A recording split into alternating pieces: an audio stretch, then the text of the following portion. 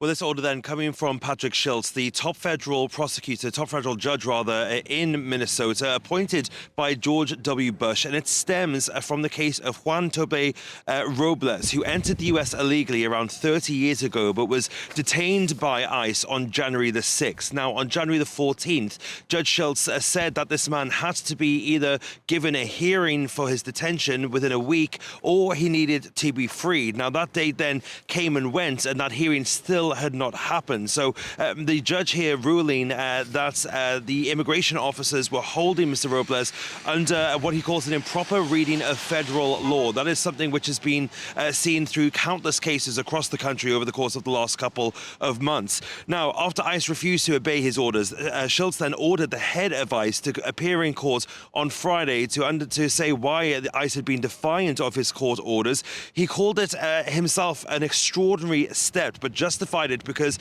in his own words, the extent of ICE's violation of court orders is likewise extraordinary. And this then, one of a flurry of court cases that we have seen take place in Minnesota, really bogging down the legal system there in that state. It comes, of course, after Monday we saw prosecutors also from the state and local officers go against federal prosecutors who are trying to say why the influx of 3,000 agents into the state does not constitute an unconstitutional occupation. That, though, yet to be ruled on. We'll be hearing that the fallout of that case probably in the next couple of days or so.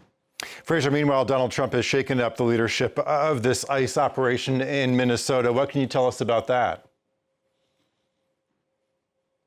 Well, Donald Trump heading to Iowa to give an economic message, which he believes his party is losing the messaging on. And as he was heading to that event, he was asked whether he agreed with his Deputy Chief of Staff's assertions that the man killed on Saturday, Alex Pretty, was a would-be assassin. Donald Trump said no, but then continued his line that you can't have a gun at a protest. Of course, that is stark disagreement to the Second Amendment, something that Donald Trump says that he has been a lifelong supporter of and has done the most for than any other president. So Donald Trump, though, trying to temper his messaging here on Minnesota, he has sent the border czar, Tom Homan, over there to talk to Governor Walz. Governor Walz said that the meeting between the two went well and that they agreed to continue a dialogue and to try to resolve the situation.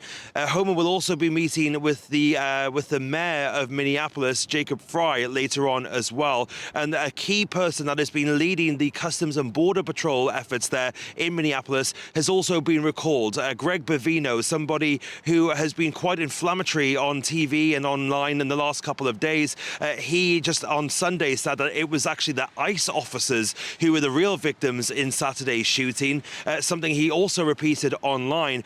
Well, he is now out. He has been headed back to California along with some of his federal agents that were under him as well. And he's also been locked out of his social media accounts, that according to reporting by CNN. So the White House here trying to temper its message on Minneapolis, trying to tone down the rhetoric. But of course, it is still a long way to go before Minneapolis is rid of these 3,000 officers that are still on the city streets there.